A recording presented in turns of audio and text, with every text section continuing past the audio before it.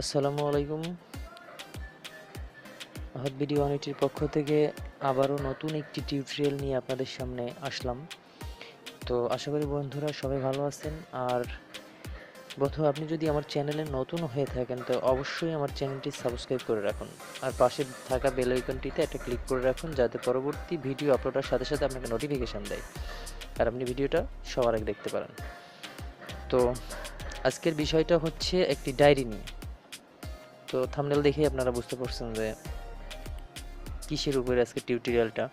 তো কথা না বাড়িয়ে চলুন দেখা যাক। ডায়েরিটা আপনাদের সামনেই আছে। এই যে ডায়েরি আমরা অনেকেই ইউজ করে থাকি, আর বেশিরভাগ লোকই মোবাইল বাদে আপনার দোকান থেকে কিনে ইউজ করে, যে ডায়েরিগুলো হয়তো বা নষ্ট হয়ে যেতে পারে, হারিয়ে যেতে পারে। তো পারমানেন্টলিভাবে আমরা সেভ রাখতে পারি না। তো আজকের যে ডায়েরিটা নিয়ে কথা হলো সেটা হচ্ছে একটি অনলাইন ডায়েরি, একটি অ্যাপস, যেটার মাধ্যমে আপনি আপনার লিখিত জিনিসগুলা পার্মানেন্টলি, অর্থাৎ আপনি চাইলে আজীবনও রাখতে পারেন। এই ডায়েরিটা আমি 3 বছর যাবত ইউজ করতেছি। তো ভাবলাম যে এটি নিয়ে একটি টিউটোরিয়াল ক্রিয়েট করাই যায়। তো চলুন, প্রথমে ডায়েরিটা আপনি প্লে স্টোরে অ্যাভেলেবেল পাবেন, আমি দেখিয়ে দিতেছি।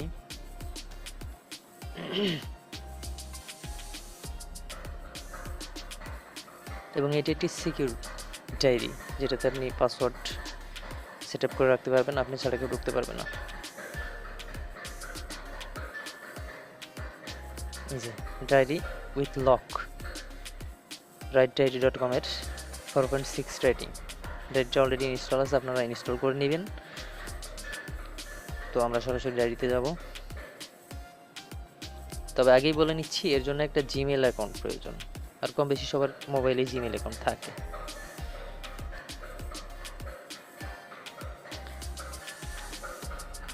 ভার্সনটা হচ্ছে 4.90। এই যে এইখানটাতে আপনি লিখতে পারবেন। এই যে আমি দেখিয়ে দিতেছি, এখানে আপনার টাইটেলটা যোগ করবেন। কি টাইটেল? সাপোজ আজকের ডেট দিয়ে দিলাম।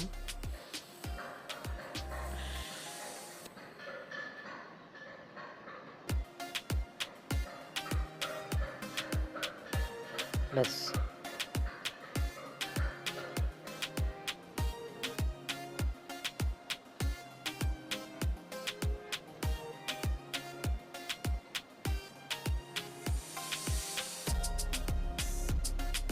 ব্যাস।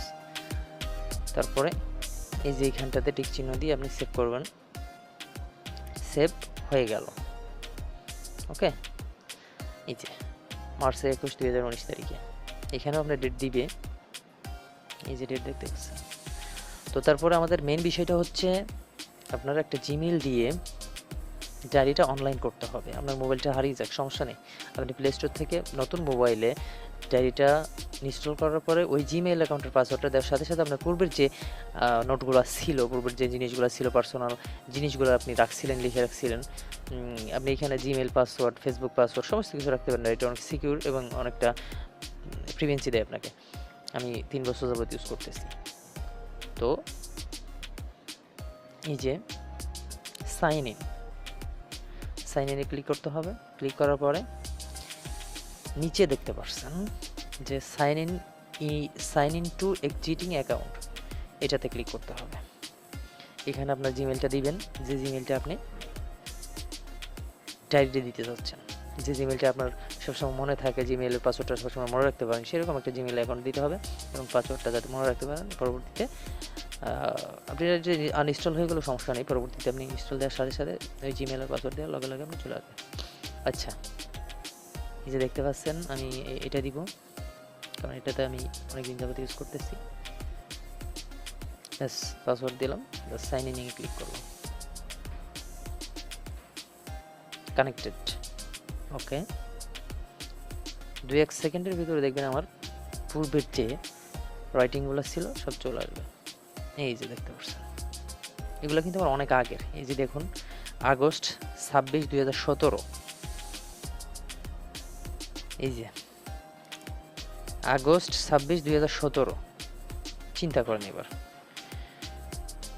এইভাবে আপনি অনলাইন করে রাখতে পারবেন। তো বন্ধুরা, এই ছিল আমার আজকের টিউটোরিয়ালটা। আবারও বলছি, আমি ডায়েরিটা অনলাইন ডায়েরি বলতে কি, আপনার এই ডায়েরিটা সাপোজ আনইনস্টল হয়ে গেল, আপনি কি করবেন? মোবাইলটা হারিয়ে গেল, তো পরবর্তীতে আপনার মোবাইলটাতে ওই ডায়েরিটা ইনস্টল করার সাথে সাথে ওই জিমেল অ্যাকাউন্টটা দিয়ে, পাসওয়ার্ডটা দিয়ে আপনি যখন সাইন ইন করবেন, আপনার পূর্বের সব যে রাইটগুলো ছিল সব অটোমেটিকলি চলে আসবে। তো এটাই হচ্ছে জিমেলটার মেন গুরুত্বপূর্ণ বিষয়। তো এই ছিল আজকের ভিডিওটাতে। বন্ধু, আপনার যদি ভিডিওটি ভালো লেগে থাকে অবশ্যই লাইক কমেন্ট করবেন, আর এখনও যদি আপনি আপনার চ্যানেলটি সাবস্ক্রাইব না করে থাকেন তো অবশ্যই চ্যানেলটি সাবস্ক্রাইব করে নেবেন। আশা করি ভালো থাকবেন, সুস্থ থাকবেন। বাই।